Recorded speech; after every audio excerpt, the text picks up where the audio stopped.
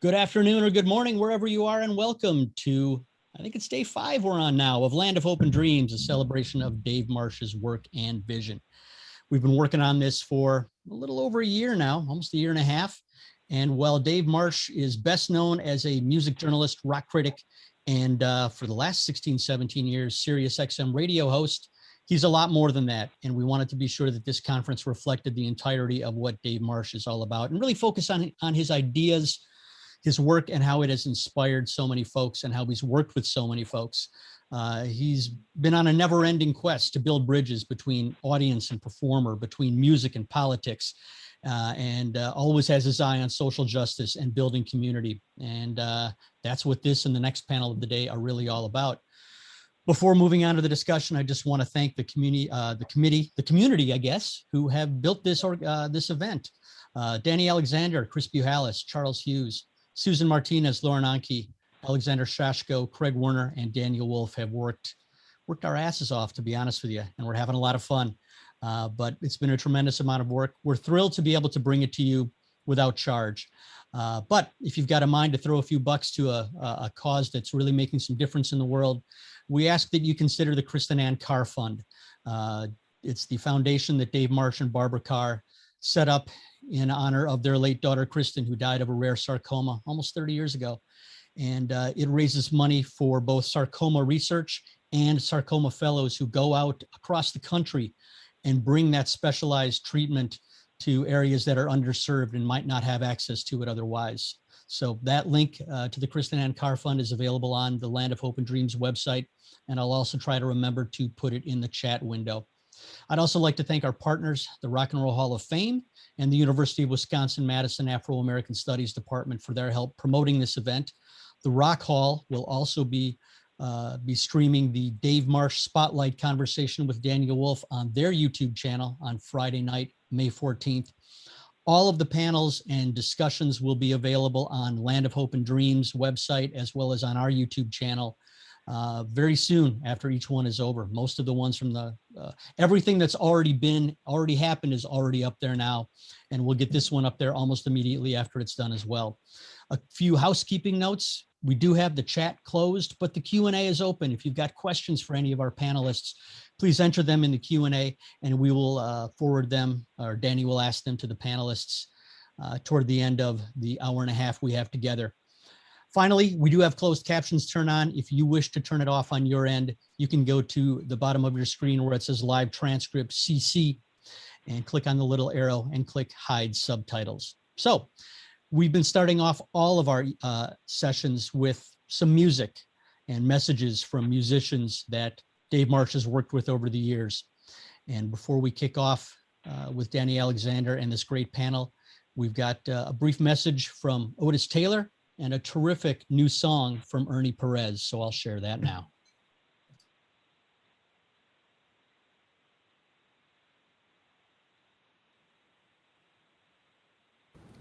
Hi, Dave. This is Otis Taylor. I just want to take a second to thank you for all what you've done for me, getting me in Playboy magazine and XM radio and all the reviews and the interviews. And for people like me, it really makes a difference in their career.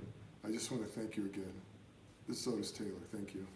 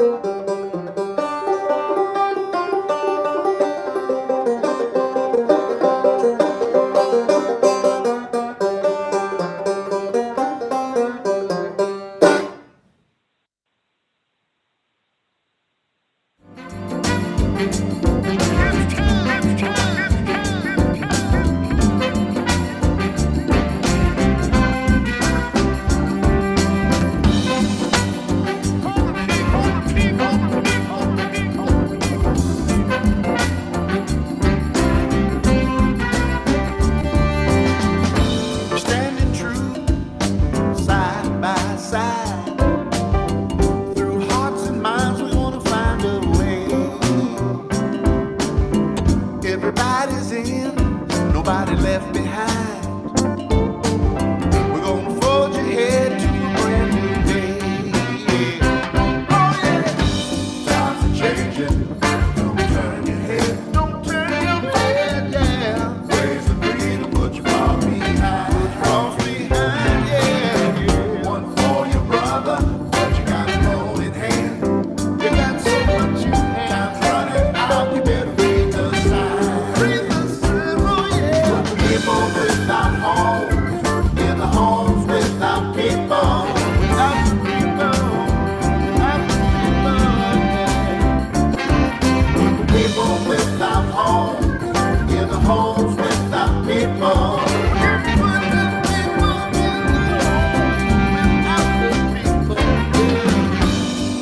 along. Now's the time. There's a place for you and we're gonna get through. We got so much love, brother, woman, man. And how I see myself, I see you. Oh yeah. Times are changing. Don't turn your head. Don't turn your head. Ways to be to put you far behind.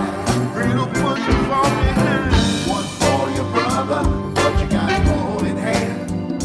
You got so much in time running out, you better read the signs. Time's running out, read the signs. People without homes, in the homes without people. People without homes, in the homes without people. Yeah, yeah, yeah. People without homes, in the homes without people. In the homes without people, yeah.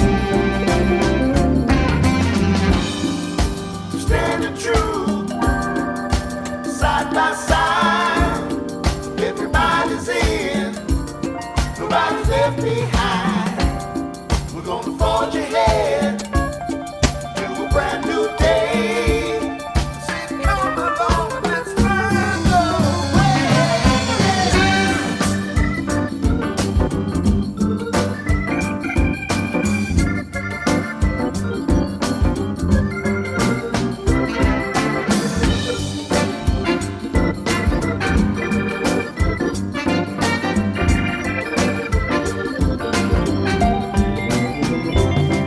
Put the people without homes, in the homes without people.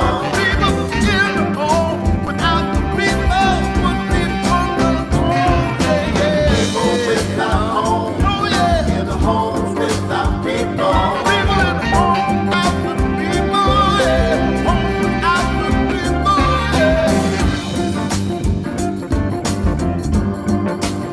Put the people without home, in the home without the people, yeah, yeah, yeah. People without home, in the homes without people. In the homes without the people, yeah.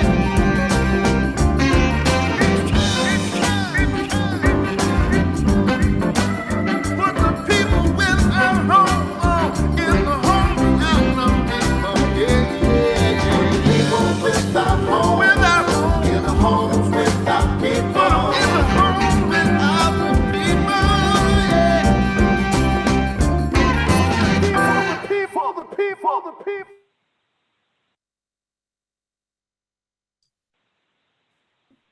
Wasn't that great? Ernie Perez was on our panel earlier this morning talking about music and community. So you can check that out if you weren't there. I can't think of a better person to lead a discussion about music and activism, focusing on race and class, than my friend Danny Alexander. Danny's also been with me on all of these Zooms the last few weeks, and I can't thank him enough. Danny Alexander is a teacher. He teaches literature and composition at Johnson County Community College. He's an organizer. He's worked with more organizations than I can count. He's a writer. He's associate editor of Rock and Rap Confidential, and he's the author of the book Real Love, No Drama about Mary J. Blige that came out in 2016. Danny does as good of a job as anyone I've ever met of walking it like he talks it and like so many people talk it. And I couldn't be happier or more honored to be sharing a Zoom with Danny Alexander. Danny? All right. Well, this will be the moment when I flub everything. Thank you, Eric. That was really, really kind. I couldn't be more excited than to be hosting this panel and to be here talking with these great people that are a part of my life because of my relationship to Dave Marsh and because of the work that we've done together since I met him 35 years ago. Dave's work has always been about music, yes, but it's also about the ways in which music is shaped by race and class. It's built into his story, it's built into his viewpoint, and how it speaks to the issues of race and class. This panel of folks all live, as we all do, on some level, in that struggle to address these issues in our society. and their biographies testify to this brilliantly. So as I read each one, they can just come on out and we'll begin the discussion. We're going to start with, I believe, Dave's oldest friend in this group. Detroiter Frank Joyce joined the Northern student movement in the early 1960s and later helped found People Against Racism. He has been involved in labor, anti-racist human rights, and peace campaigns ever since. He has worked in factories, retail, radio, and television, promoting the cause of labor on all fronts. He is a member of the leadership team of the National Council of Elders, the Vietnam Peace Commemoration Committee, the Michigan Coalition for Human Rights. He's on the editorial collective of Riverwise magazine, former board chair of the Working Group, a nonprofit media production company that supports the anti-hate movement, Not in Our Town. His writing is published at Alternet, Riverwise, Counterpunch, The Fifth Estate, the Detroit Free Press, and elsewhere. He's also co-editor with Karen Aguilar San Juan of The People Make the Peace, Lessons from the Vietnam Anti-War Movement. He's currently writing a book about unlearning white supremacy. Ben Eicher, our second guest here today, is from the Black Hills of South Dakota. He's the son of a liberation theology Lutheran pastor. He's the grandson of both a union shop steward and an anti-union scab. He's a former Northern New Jerseyan who grew up there without ever visiting the shore.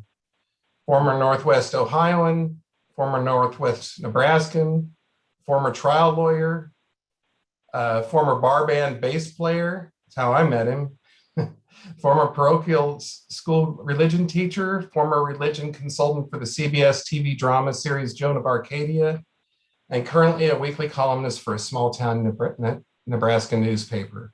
Forever an agitator. Kevin Alexander Gray was Jesse Jackson's South Carolina campaign manager in 1988. He's the author of Waiting for Lightning to Strike, The Fundamentals of Black Politics. He writes regular columns for The Progressive and Counterpunch. His essays on race and politics have appeared in the Harvard Journal of African American Public Policy, the Washington Post, Emerge, and the American University Graduate Review. In 2014, Gray co-edited Killing Trayvons, an anthology of American violence.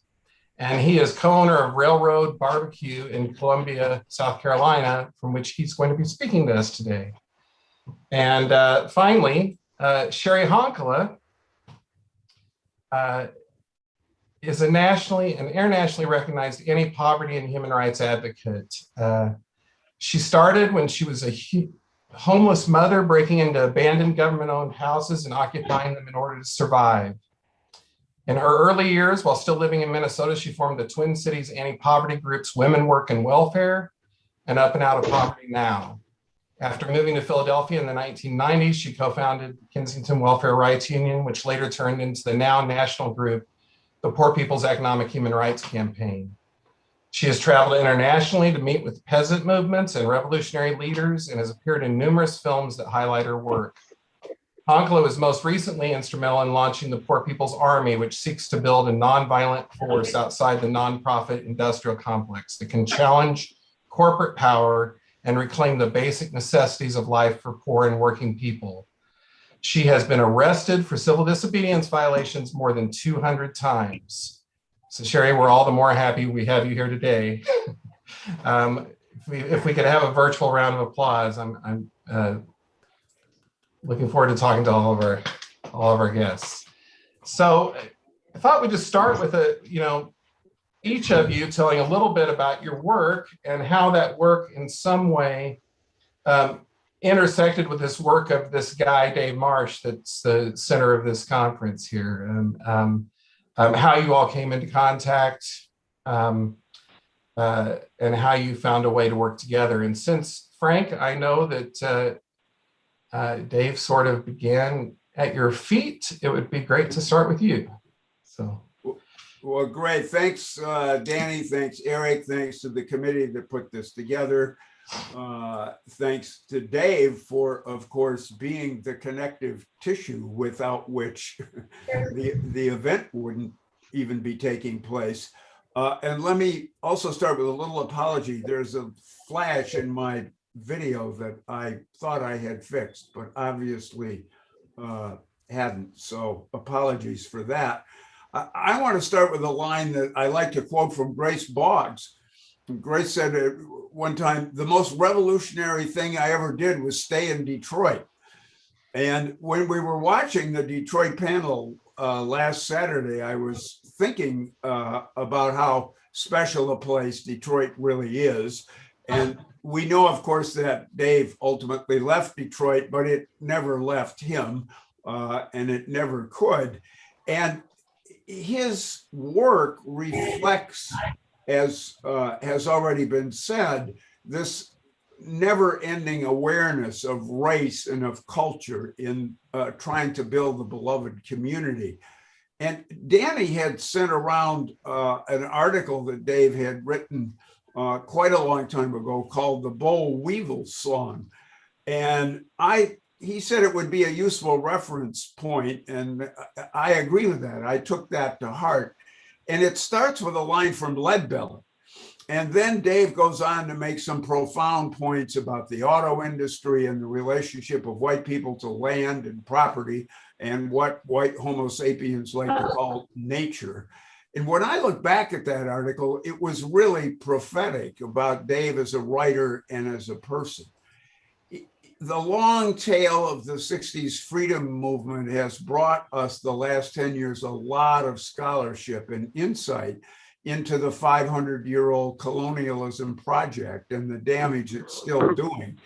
Gerald Horne, Roxanne Dunbar-Ortiz, Ned and Constance Sublett, Carl Safina, many others have produced breakthrough studies. The current argument that's going on about the 1619 Project is an outgrowth of this new, very important intellectual work. And one way I see that connects very much to Dave's longstanding being ahead of this curve is it's really overthrowing what I call the white supremacist left liberal axis. It's a struggle that continues to this day. One place it showed up recently was in the Chicago 7 movie that, thank goodness, didn't win any big Oscar awards. The one thing that movie gets right is the deep conflict back in the day between the political left and the cultural revolutionaries. Tom Hayden exemplified the political left and Abby Hoffman, the rebellious cultural forces. But how that actually played out is seriously misrepresented in the movie, as is pretty much everything else. Never mind those details. It's still a defining characteristic of liberals and most of the white left to devalue culture. That's especially true of the older liberals. And thank goodness the current generation of activists hardly has that hang up at all, or at least a lot less. It's worth noting that one organization that never lost sight of the importance of the right hemisphere and the left hemisphere was SNCC. Dave understood that no music, no movement. He got that dynamic, and how both SNCC and, I might add, the Highlander Center embody that connection to the max. And this brings me again to this idea of how the old white left, which incorporates the so-called new left, winds up actually valuing the status quo over real change. What I mean by that is that they routinely stress a kind of narrow definition and concept of policy change as the path to reducing systemic inequality and exploitation. This is in the face of overwhelming evidence that, as the saying goes, culture eats policy for breakfast every single day. Put simply, that's why white male supremacy still dominates, even though it's allegedly been made illegal over and over and over again. And that gets us to the tendency of the white supremacy left to misunderstand and privilege class over race in both analysis and action, something Dave has never done, as has been pointed out. Last but not least, I want to point out a subtlety in Dave's Boll Weevil article and in his life's work that is also just now coming to be more widely understood. It's the corrosive effect that plantation capitalism has on white people. In support of that point here, I want to give a shout out to Barbara Carr. A few years back, we were discussing the movie The Help. You might recall that film portrays the oppressive relationship between Southern white women and their maids and servants.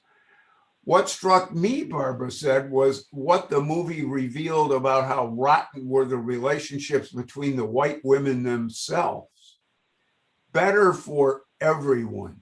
That's the flaw in the treacherous concept of allyship, a discussion we might have later. Better for everyone is why we all prefer to live in the land of hopes and dreams as much as we can. What has done a terrific job of tying this together has been this series of events. From the scope of the participants and the wisdom we've heard so far, we see how Dave's life has brought together the threads of music, health, politics, media, connection, and community, and of all of us who've had the privilege of knowing Dave. Thanks. All right, thank you, Frank. So now we'll go to the Black Hills of South Dakota, I believe, to Ben Eicher, who's on the phone with us. So we won't be able to see him, but we'll be able to hear him. And you come to us straight out of the culture, right? Is that a good way to put it? Yep, I would agree with that. So tell your story. Well, I grew up in a home that was already, civil action oriented. Our heroes, were Tommy Smith and John Carlos in the Mexico City Olympics. My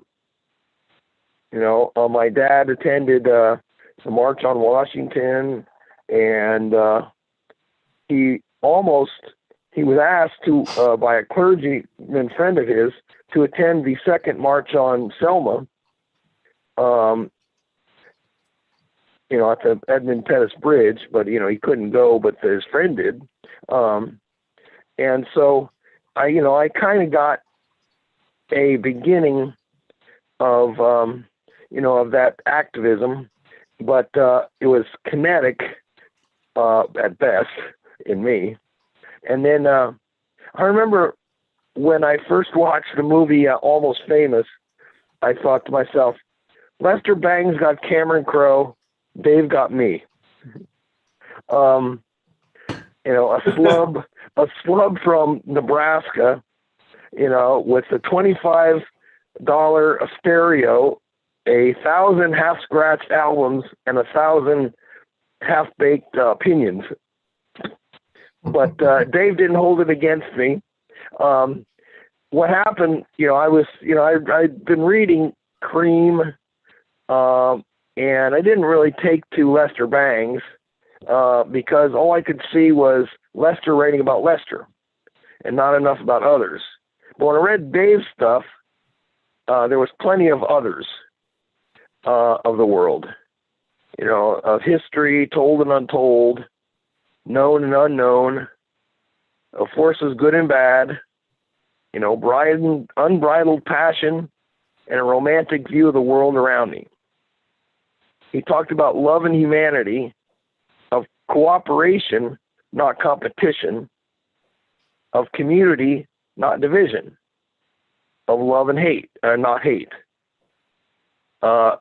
Dave, his writing, made me see past the limited spectrum that I thought, existed.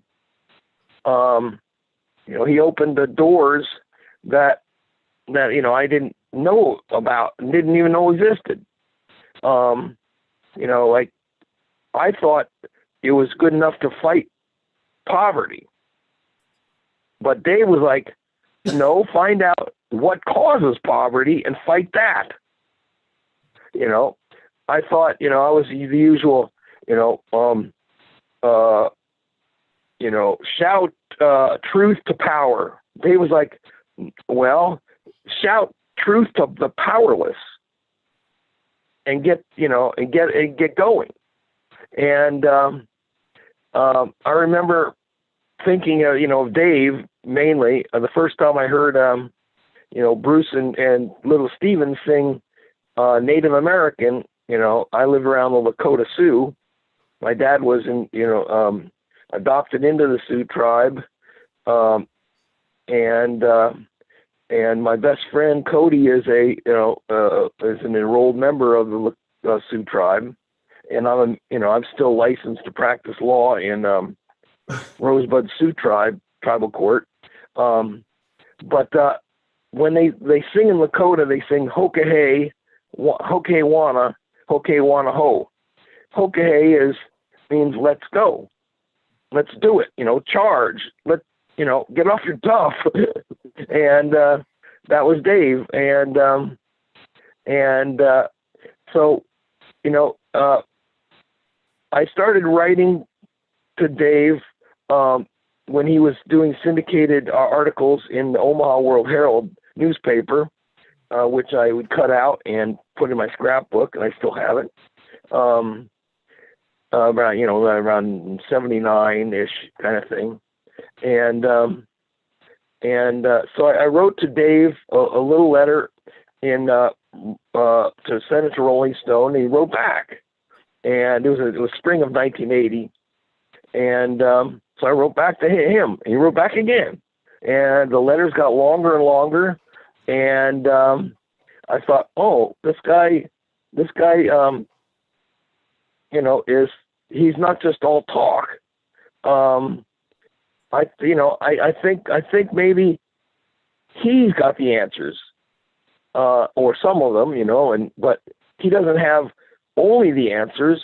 He's like the prod, like I was kinetic and he was going, don't be kinetic, be active.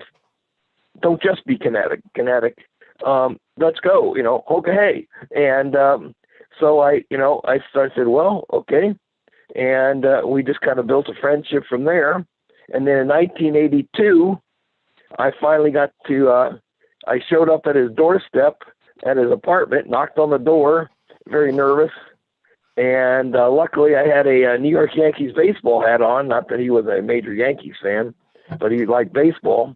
And then I answered the question correctly. He said, what are you going to college for? And I said, criminal justice. He goes, well, you want to be a cop? I said, I'll die before I'd be a cop. And he smiled, and the rest is history. Great, that's great. Thank you. Kevin, do you want your sound's off right now? You may want to put that on, but. All right, dude, I tell you, I was trying this out. Normally, well, it's Saturday, and of course, it's a sunny day in the South, so there are a lot of people here. I was going to try this in the office. I figured that the whole purpose of the place is about politics, community, and food. And so I thought I would try this in the dining hall. Generally, we don't have people in the dining hall down the patio, but people are lined up to get food. So y'all will have to bear with any kind of background noises that there are. I really don't know where to start. I met Dave in 1992 in Central Park with my friend Steve Cobb, who passed away a couple of months ago. Dave was producing or helping to produce a birthday tribute to Woody Guthrie. And Steve and Dave asked me to go on stage in front of 35,000 people in the This Land Is Your Land with I believe it was Nancy Guthrie and Arlo Guthrie. And that's how I met Dave Marsh, and we've been friends ever since. Dave also has a piece in the Trayvon book, in which Dave starts out quoting Chester Himes, all organized violence is like a blind man with a pistol. And he ends with Chester Himes, what started it? The blind man with the pistol. What's that? You heard me, boss. That don't make any sense. Sure don't. So Dave and I share the same sensibilities. Dave has been a supporter of my work since I've been writing. I remember when I was writing back in the 90s, and Dave said, don't worry, they'll read and see what you write sooner or later. Dave, when we started this restaurant, was the person that gave us the first $5,000 to file the legal paperwork to get this business started. And I have a Bruce Springsteen album on the wall that Dave sent us. I have grown up with music. You know, my father had a juke joint in the South in the 60s with that jukebox that played everybody from Aretha to James Brown. When Say It Loud and Black and I'm Proud came out, it came in a box in our little store in Spartanburg County. Then, of course, in all the marching and protesting I've done, music has always been a part of it, from We Shall Overcome to Ain't Nothing Gonna Turn Us Around. I mean, music has always been a part of the foundation of the movement that I've been associated with. I think the reason that Dave and I have always been friends and struck it off is because it's rare that you meet white folk generally that have an understanding of their skin privilege, of skin entitlement, of the class struggle. And a lot of that, I guess, comes from where Dave grew up in Detroit, but how to organize those coalitions and how to be good allies. I've been listening to some of the conversation, and I heard Frank mention Grace Lee Boggs, and she said the most revolutionary act was probably staying in Detroit. I think at this point in time, especially if you're Black in America, especially if you're a Black man in America, the most revolutionary thing you can do right now is stay alive.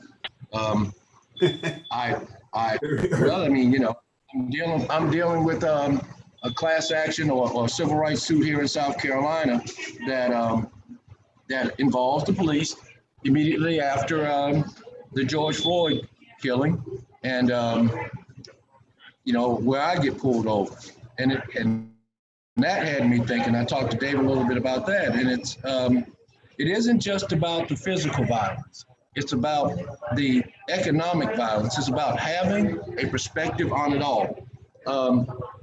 So, you know, I've learned a lot just by knowing David.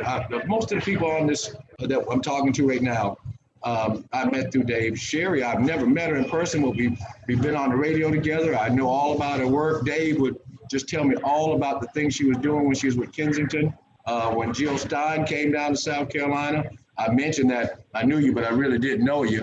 But, you know, for me, when you talk about music and activism, and when you talk about the people that know how to put it together, that understand the struggle, I mean, not just the struggle of the left or the struggle of party politics, it's Dave. I remember I had the honor of going to Denver with Jesse Jackson right after Reverend Jackson made the nuts comment. I was the only person on that airplane to fly out to Denver with Reverend when he's being vilified all across the country and he's being shut down and no one would listen to his voice. And the first person who asked Reverend to go back on the radio was Dave Marsh. Dave brought Reverend on our radio show, and that kind of helped Reverend get over what it was that he had said and how people were responding to him. I think it's Dave's understanding of the connection of music and history and the connection of people that makes him the person he is. Dave's one of the few people that when he says, "I love you," I really know that he means it.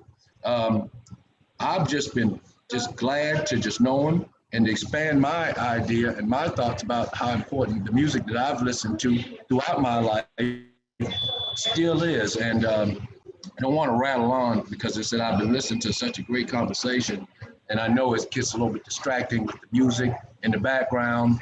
A lot of the music that plays in this restaurant, tons of music that David sent me to have the barbecue, railroad, and the right kind of music. Well, that's Dave Marsh sending me boxes of music to program for where I'm sitting at. You don't like it, blame it. Thank you, Kevin. That's great. Yeah. I think Dave's working on a playlist for us for this thing still. So, Sherry, do you want to?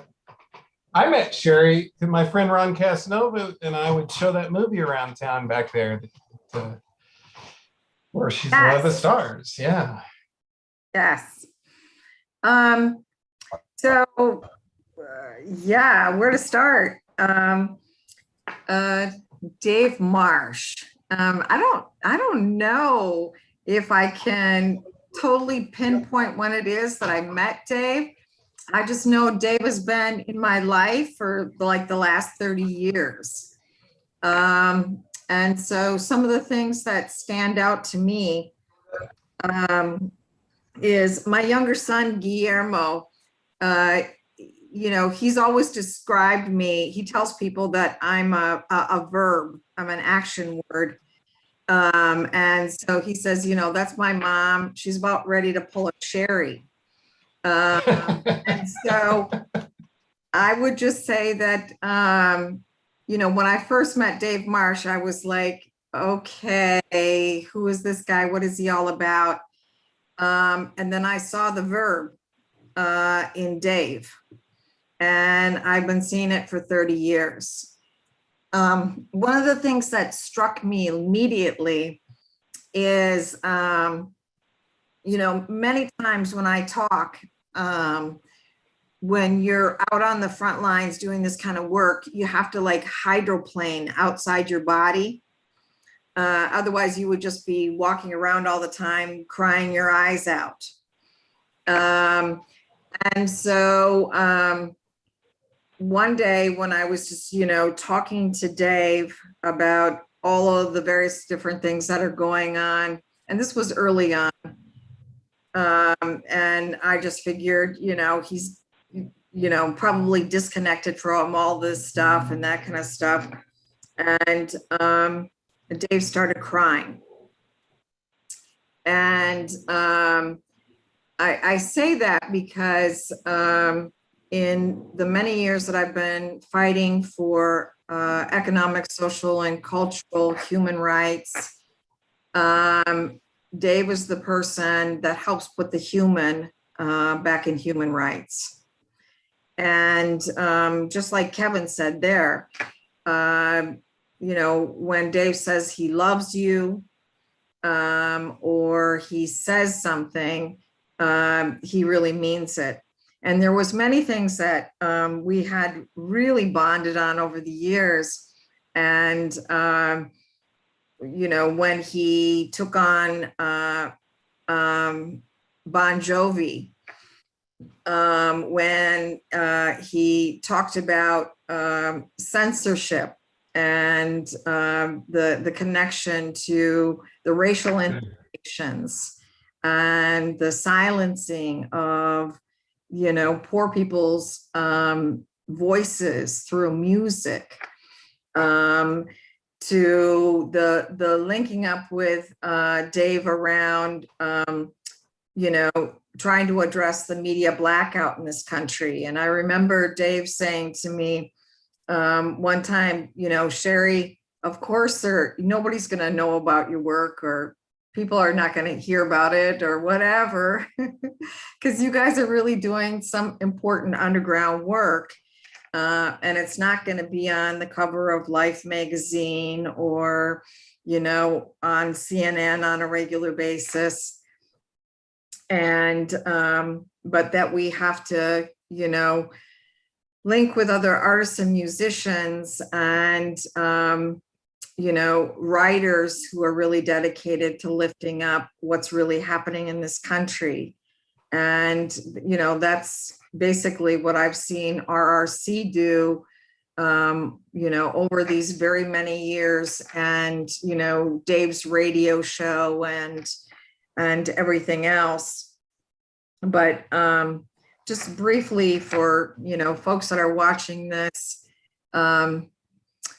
I never believed at my age that I would, for 30 years be taking over abandoned properties, feeding, clothing, and housing people, and constantly going to jail. 2 weeks ago, my criminal attorney informed me that the feds, the East Detectives Office and the Sheriff's Department are holding regular meetings about myself and the people I work with and the work that we're doing, because we have more people in takeover houses than any place in the entire country right now. And generally, if somebody takes over one house, it makes national news. And here it is, 2021. And we've never taken over so many properties in our life in order to keep families alive. And sure enough, I'm on a show having to do with Dave, and this is where people are hearing about it.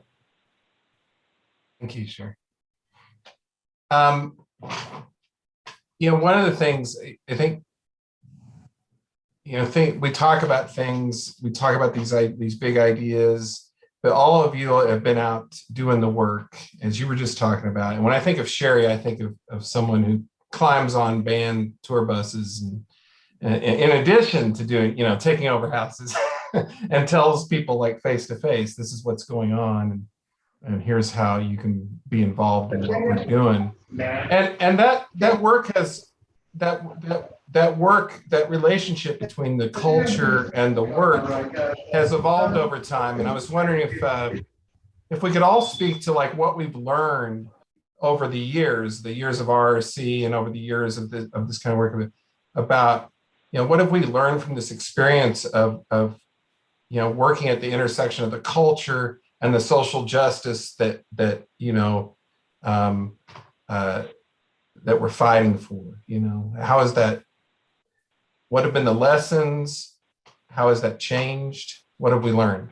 You want to start, Frank? Sure.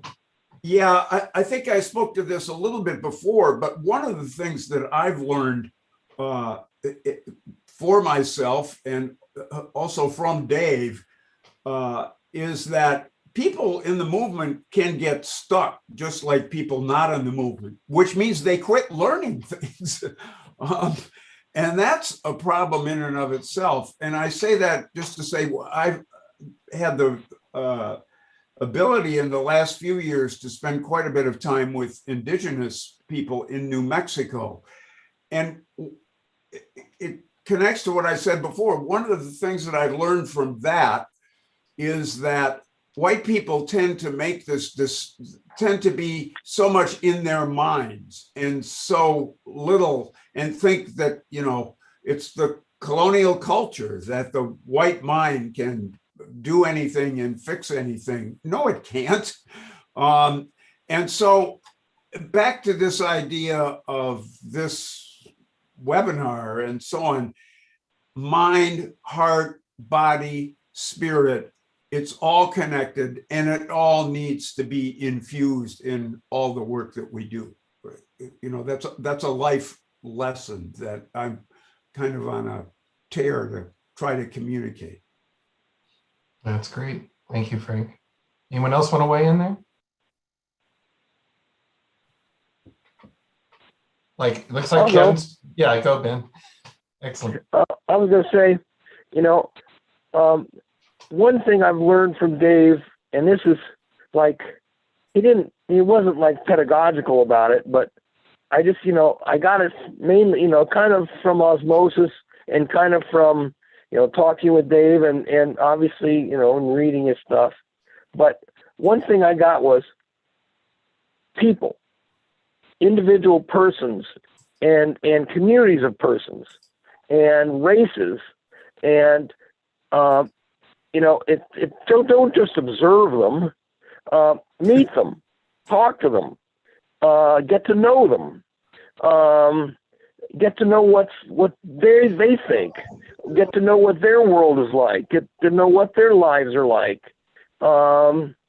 Which sounds like so obvious, but people don't do it. They just stay in their own worlds and they think, oh, well, this is enough. I mean, I happen to live, in very red areas. The area of New Jersey I was in was very red. The area of Ohio was super red. In Nebraska, the Posse Comitatus, followed me around.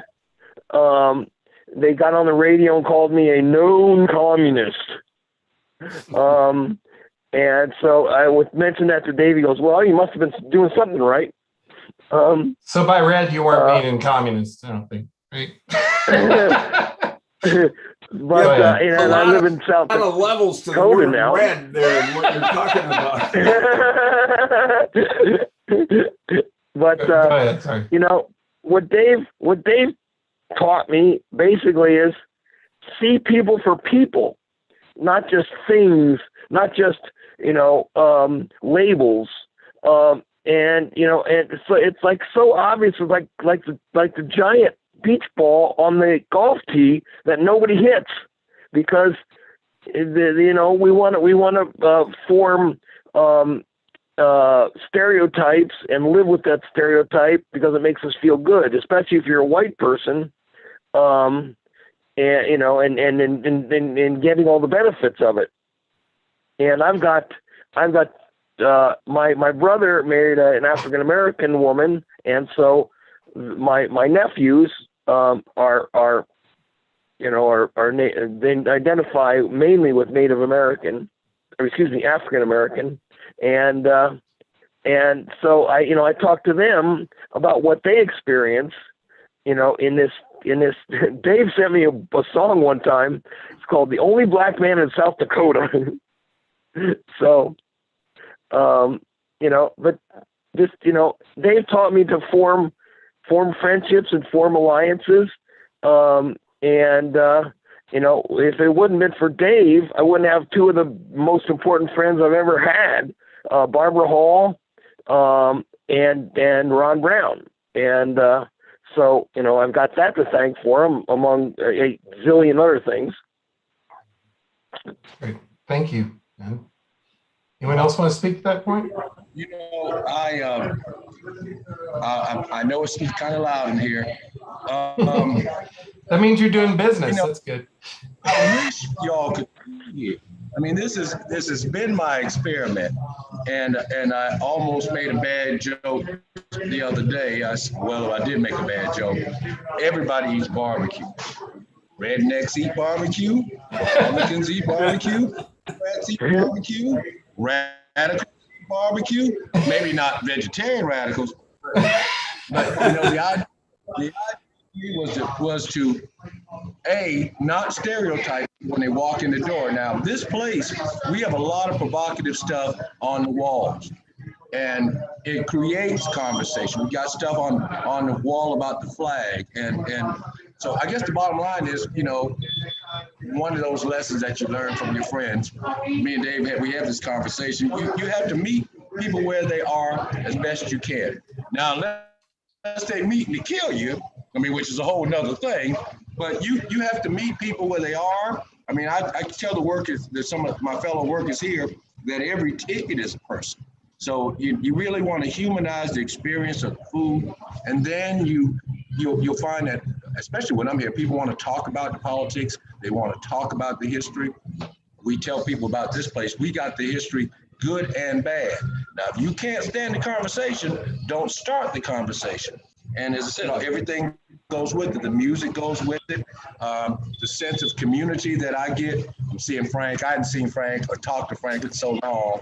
Where we used to talk every Sunday and see. And I miss you, Kevin. I really do. It's great to see you.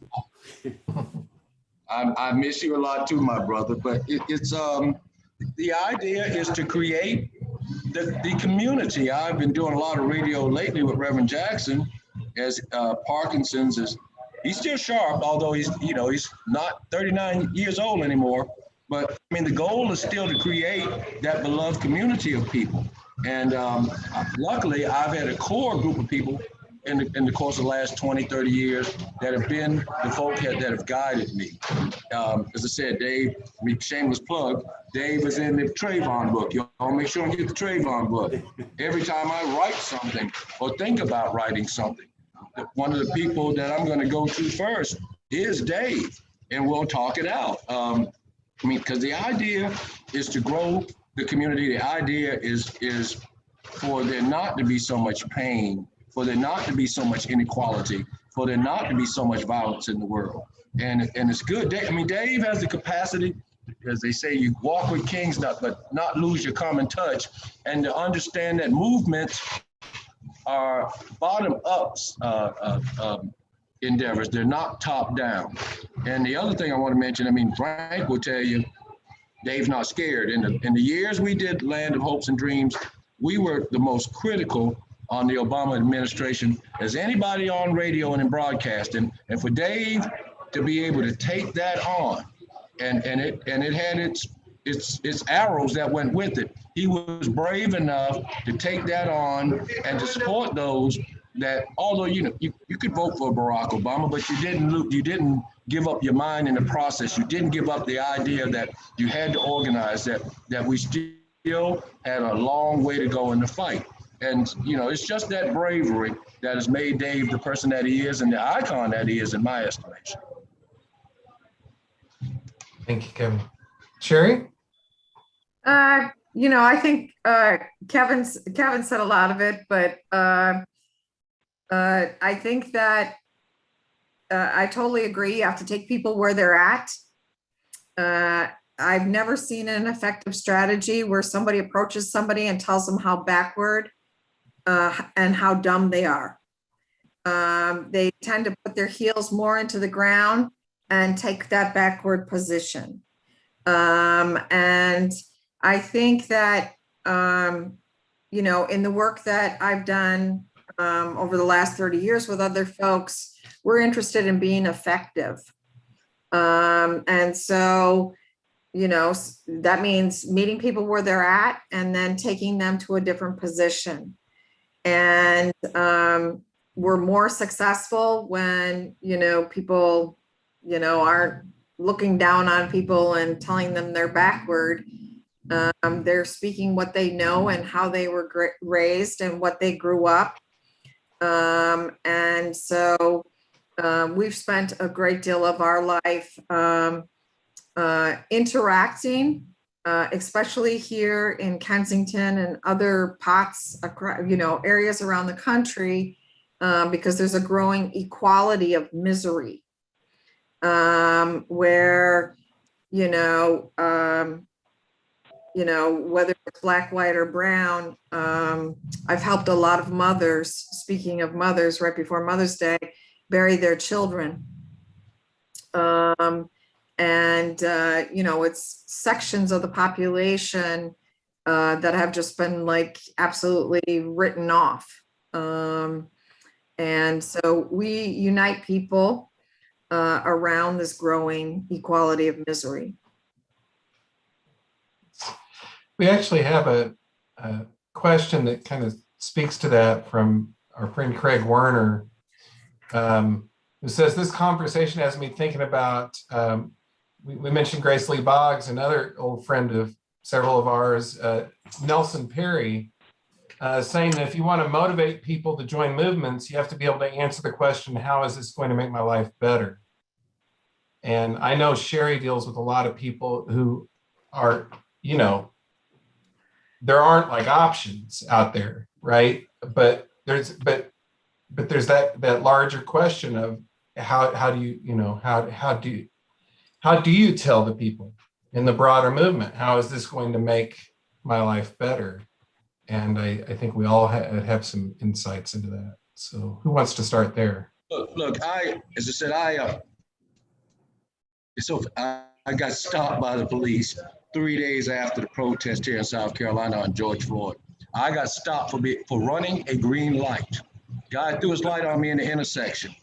I pulled over, and the next thing I know, I've got another cop on the sidewalk with his hand on his gun. And I lost it. I said, you haven't learned anything. And I asked the cop, why did you stop me? Of course, he said, I stopped you because you pulled off too quick. That's not what he said when he got to court. He said, well, you were obstructing traffic, which was a ticket that same cop gave me in 2014 for protesting in front of the State House, Nikki Haley's refusal to sign Medicare expansion. This guy stopped me 6 years later and mentioned that ticket in court. And I got to thinking about it in the middle of the Black community, and people are protesting George Floyd. And I went to court right after the verdict, the Chauvin verdict. And I'm thinking, this guy's gonna give me a 4-point ticket in the middle of the Black community, which is gonna raise my insurance rates. It's gonna alter my pullover. And I said, it's not just the physical violence, it's the economic redlining, it's the economic violence that went along with that ticket. And that economic violence funds city governments, be those city and county governments run by black people, white people, as my grandmother used to say, gray people. You have to get people to understand, if you don't stand up for this, that we're all victims, and how you benefit from it is, it changes the economic nature of your individual existence, with your relationship with the police, with your relationship with the insurance companies, with your relationship with redlining governments. Thank you. Yeah, Frank? Yeah, the first thought that crossed my mind when you said Craig's question connects to what Kevin was just saying. What crossed my mind is and it's not a slogan. If it is a slogan, you're not doing it right, is the idea of being the change and of creating the community in which people who are alienated from the dominant culture, from the brutality and violence of it, have a place to come where they feel welcome. And I think that connects to what Sherry was saying about organizing too. But that's what I see Kevin doing in the restaurant. He's creating that place where people can drop some of the barriers and the stereotypes and be the change and be comfortable. And I also think there's a component to it where we have to repeatedly recognize the brutality and the violence, what my Tewa women friends call the culture of violence in which we live.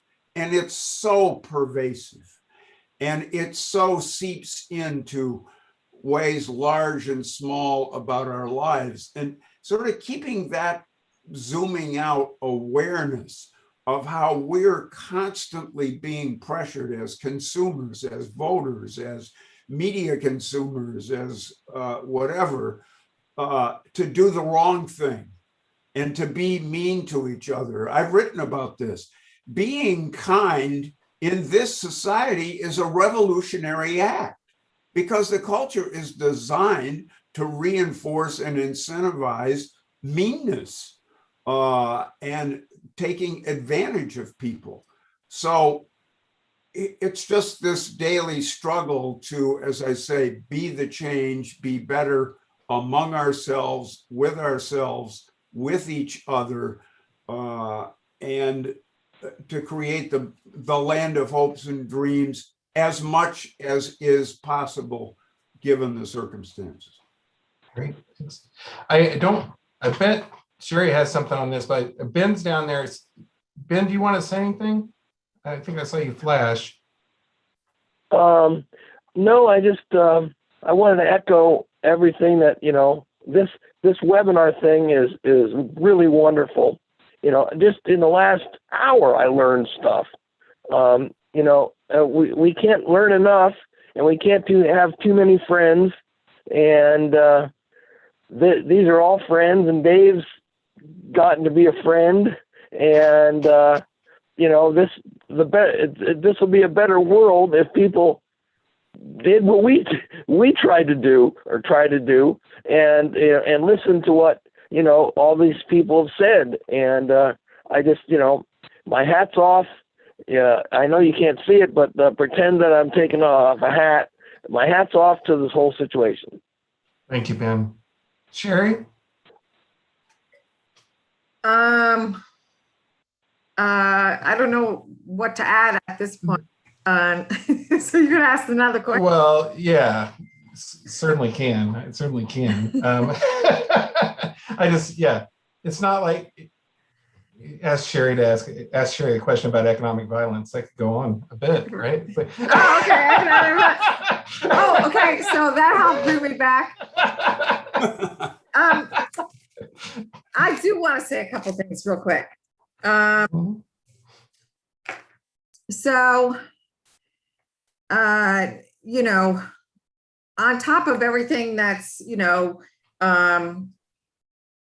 getting to be ready to be Mother's Day tomorrow, and it's weighing heavy on my heart and my mind that I have more people in takeover houses than any place in the country right now. And, they can be thrown out at any given moment. And then you put on top of that, and this could be echoed across the entire country. We've been holding webinars for homeless people across the country how to take their own houses. And on top of that, you look at, you know, people talk about like, well, how do we unite black, white, and brown around, you know, what's happening in the world? Well, hell, you know, there's 289,000 here, 289,000 people here. And this is just Pennsylvania.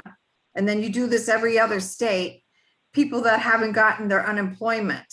So literally we have people that are calling and saying, my kid's going to commit suicide because they can't, you know, pay for this or that. You know, I'm losing my house to foreclosure. You know, I live at ground zero on the corridor where like all these national shows have come out, where more people have died here than during the Vietnam War from the opiate crisis. And then you put on top of all of that, we're about ready to, you know, get another record with the amount of homicides. And, you know, and then, you know, I'm supposed to be just thinking about the pandemic and all the people that we've buried as a result of the pandemic. And I'm thinking about, you know, the 10-year-old's mother that I held in my arms after he, you know, was shot in the back of the head.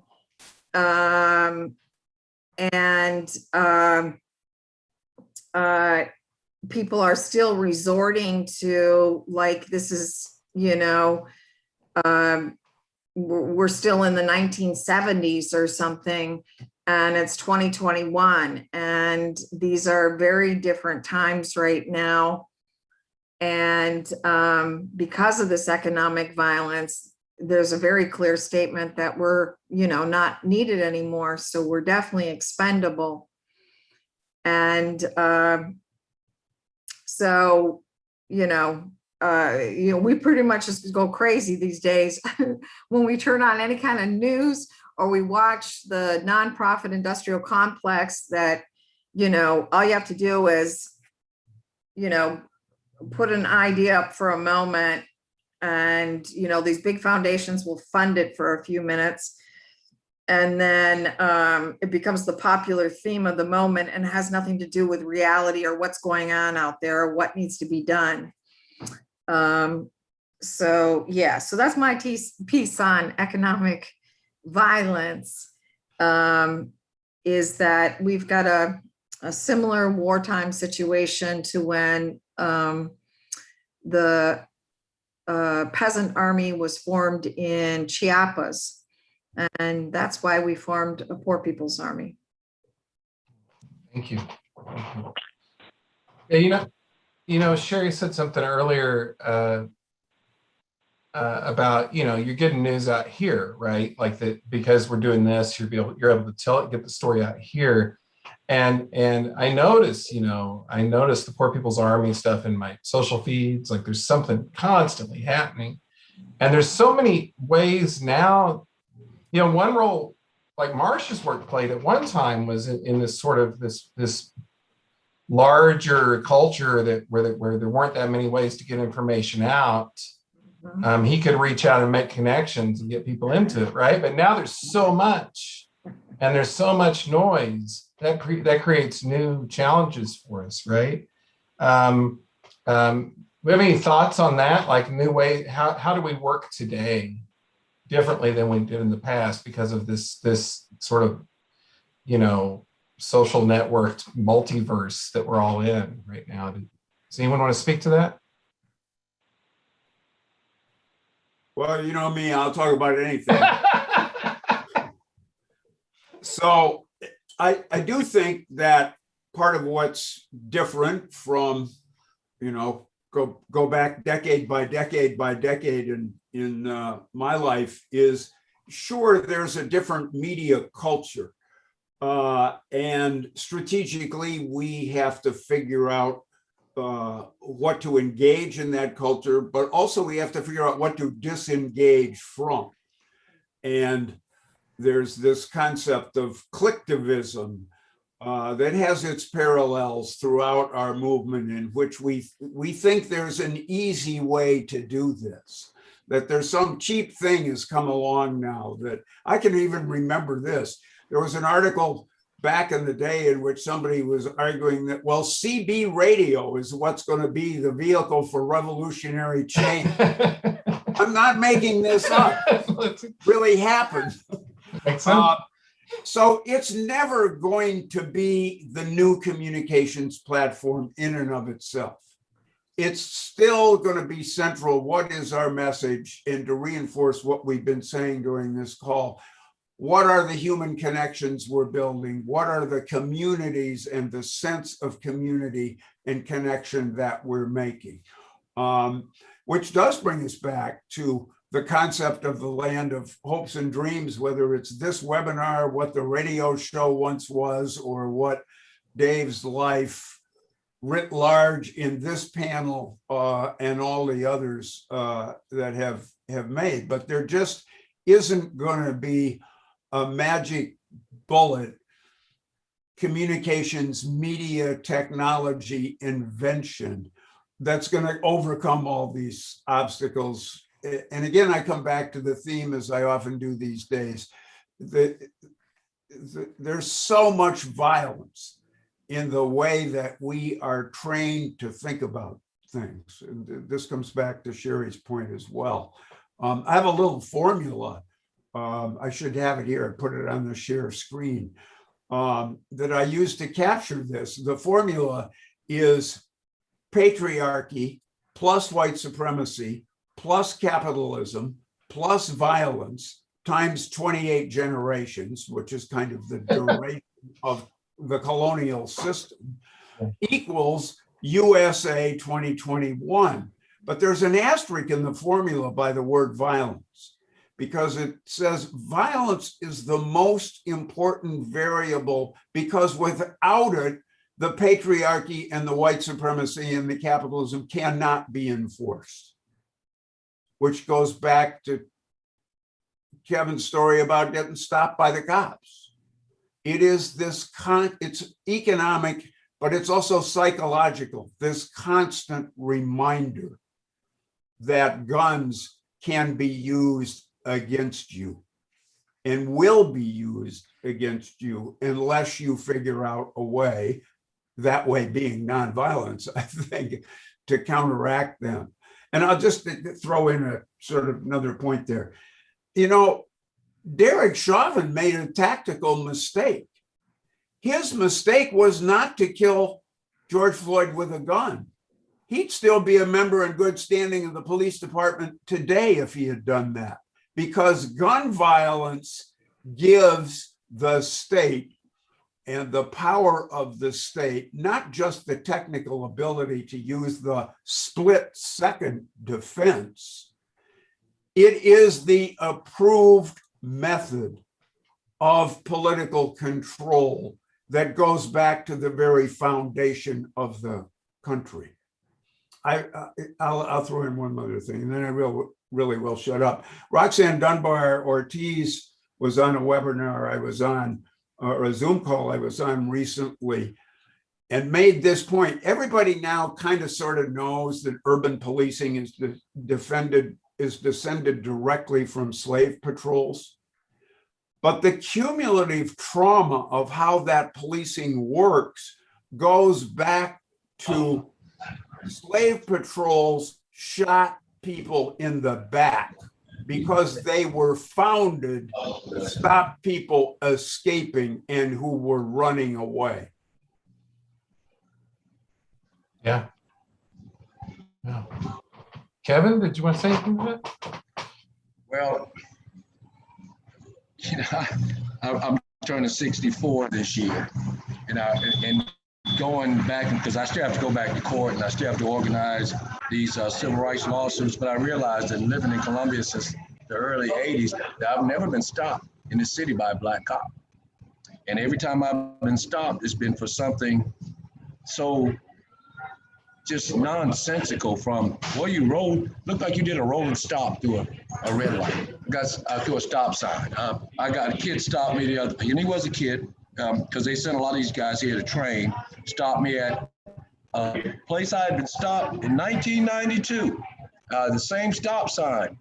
Early in the morning, I was going to meet Tom Harkin and Jesse Jackson for a march at the State House on Martin Luther King's birthday. So when this guy stopped me a couple of months ago, that was the first thing that came to my mind is, you rode through that stop sign. I said, dude, I've not rode through that stop sign since 1992 when somebody stopped me.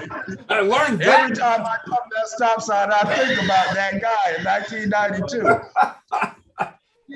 But you know, the idea, and you try not to be an old codger with some of this stuff, with young folk coming to their wokeness, and I think that's the term that they use, and then with these virtual movements, you try not to be an old codger, but you try to not let them, young folk, believe that they're Christopher Columbus discovering the new world. A lot of these issues, a lot of what we're fighting is about the foundation of everything that Frank said, what we've been fighting since the first African was kidnapped and the first Native American was murdered.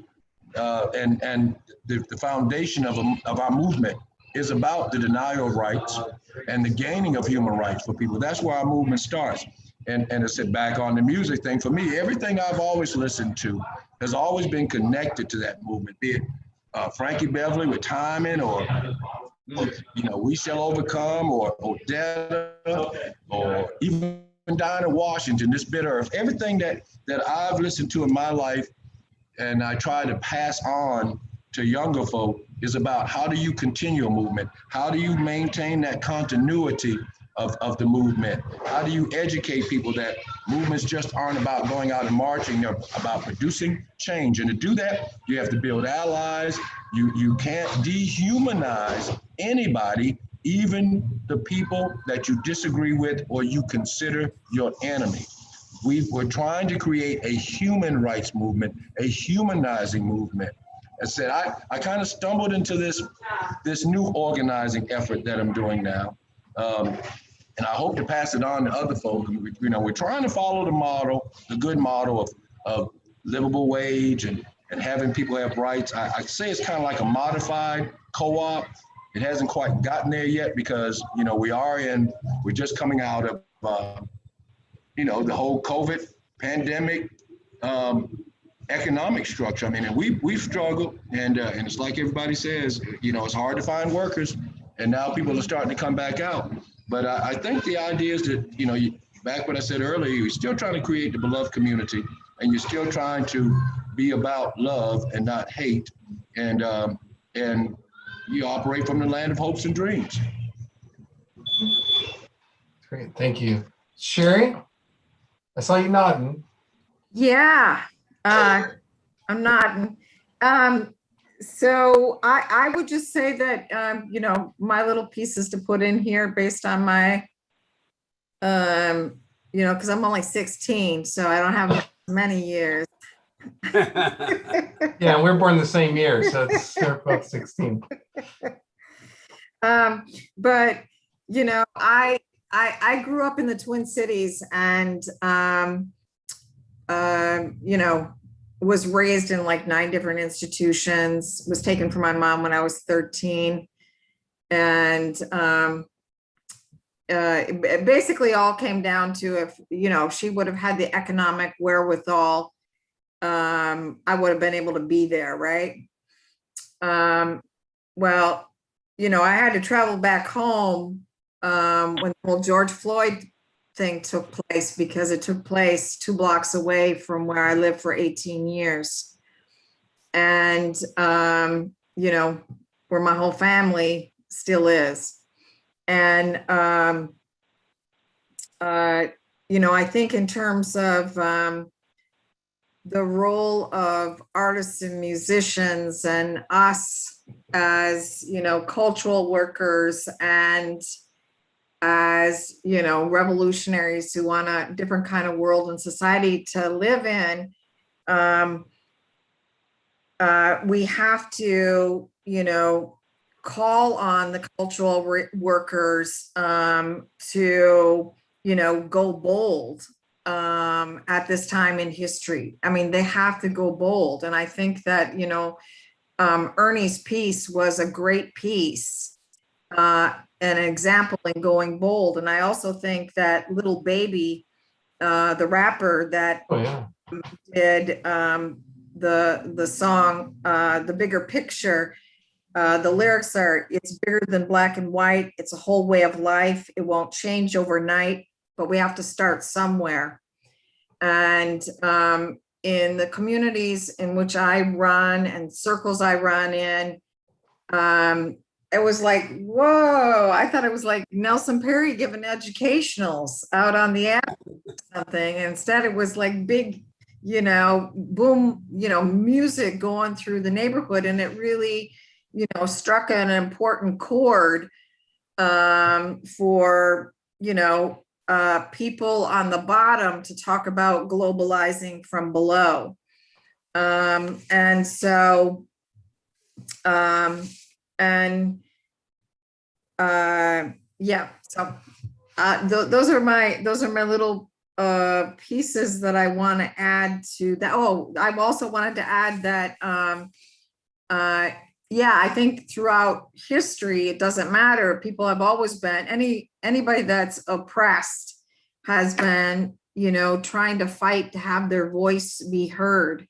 So whether it was, slaves during slavery using songs to communicate with each other, the development of the North Star,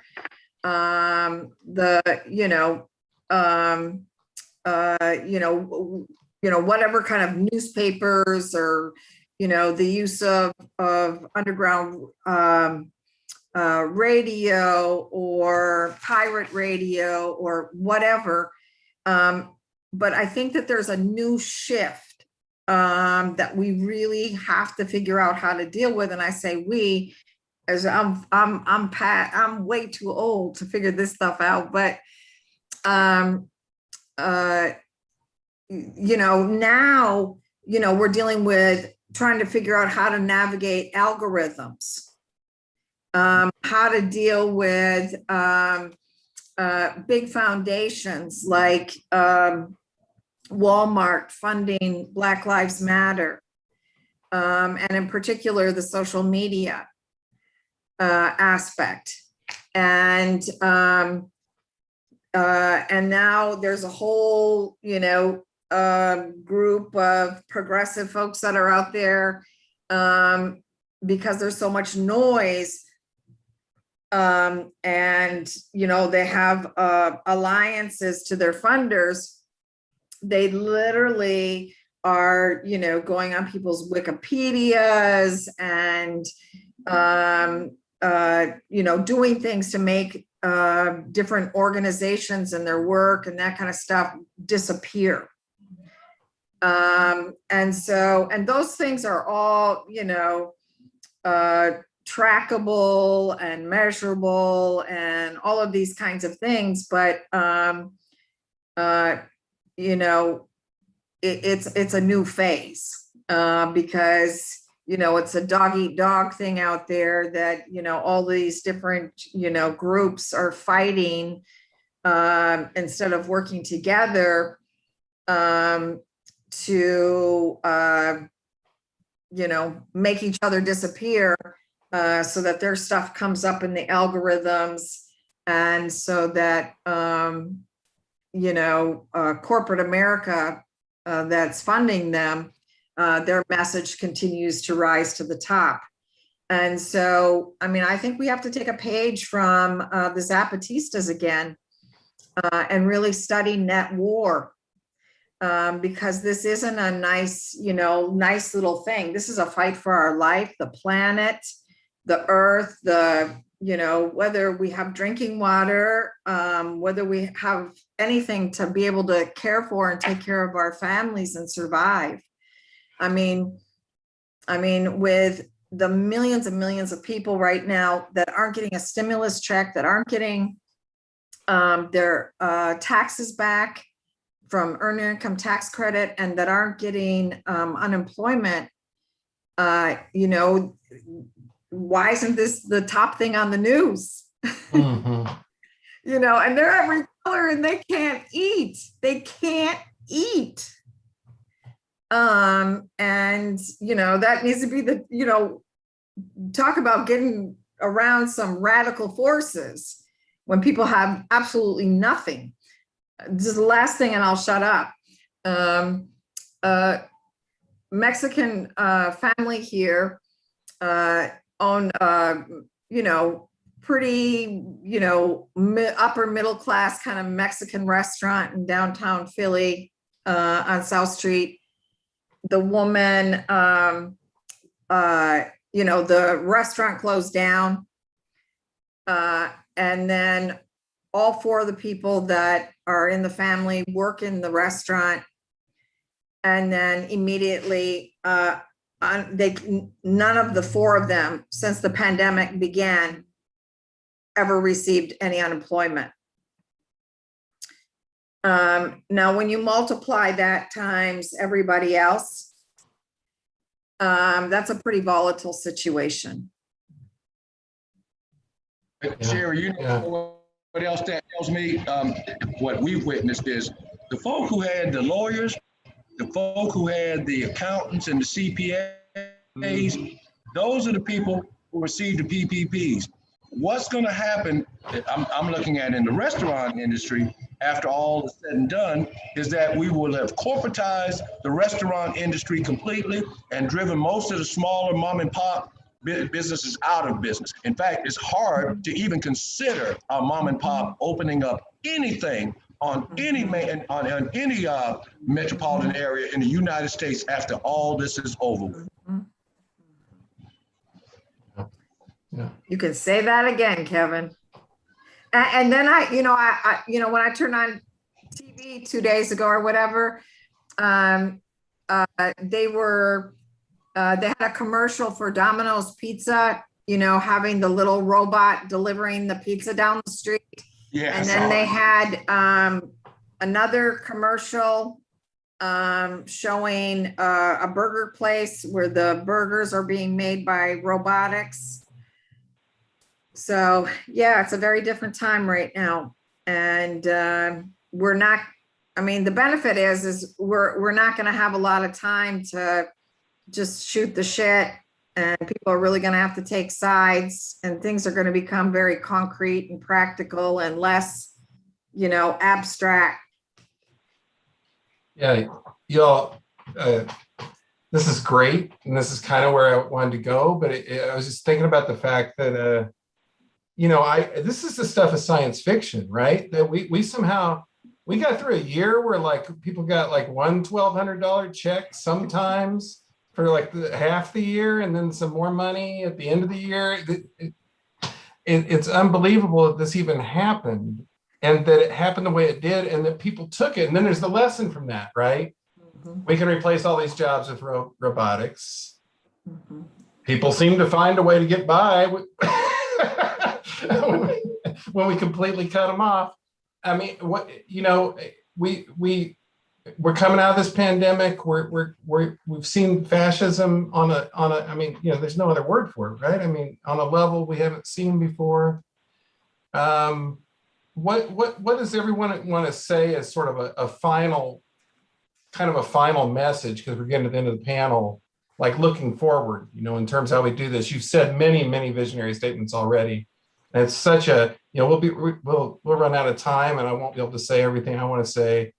It's such an honor to talk with you all about all of this. It always is. Anytime I get to work with any of you. What do we say going forward? And Ben, I think I kind of missed you in the last round. Do you want to start this round off? Well, all I want to say is this, other than ditto,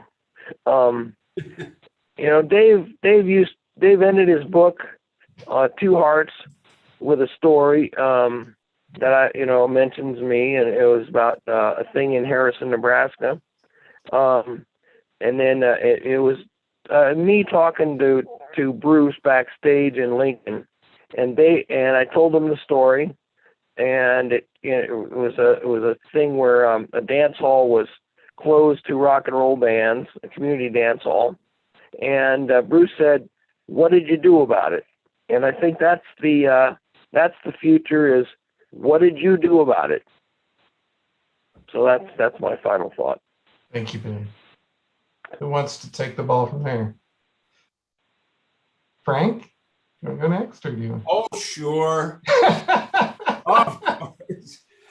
Well, Danny, I have a small disagreement with you in one of the things that you said, which is that, and you know, victimology is a part of the culture of violence too. I don't know that the fascism that is being experienced by any of us today, whether it's indigenous people, Black people, or even white people, is worse than before. And I do think I have a saying for the moment, which is that the turbulence you are experiencing is caused by the flapping wings of the chickens coming home to roost. And what I mean by that is that a lot of the systems that have sustained colonialism for 500 years are collapsing. And it's not so easy to see that, and bringing some clarity of vision is, I think, a part of what our activism is all about. But I pick up on something that Bill Ayers said on the earlier column today. And, you know, people roll their eyes when I say this, but I'm going to say it anyway. I've been causing eyes to roll for, 60 years now. I believe that the symbolism of the 81 million versus the 75 million is profound. And not because I think we can electoral politics our way to the land of hopes and dreams, but my argument is that in the history for 500 years, this is the first time, if you use the 81 million versus the 75 million as a benchmark, that we have had a popular lead. And I ask people to think about that and to think about our work in this moment as, how do we preserve and expand that lead?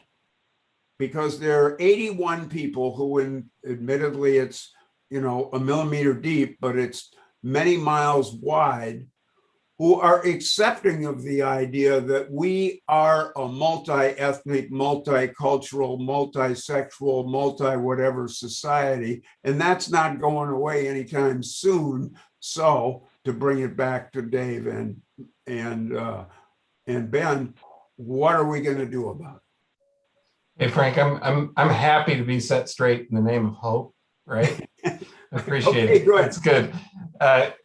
Thank you so much for that. Kevin?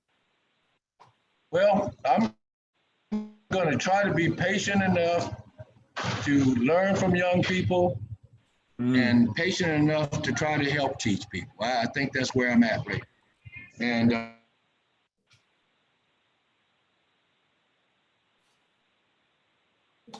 Oh, hope we didn't lose him.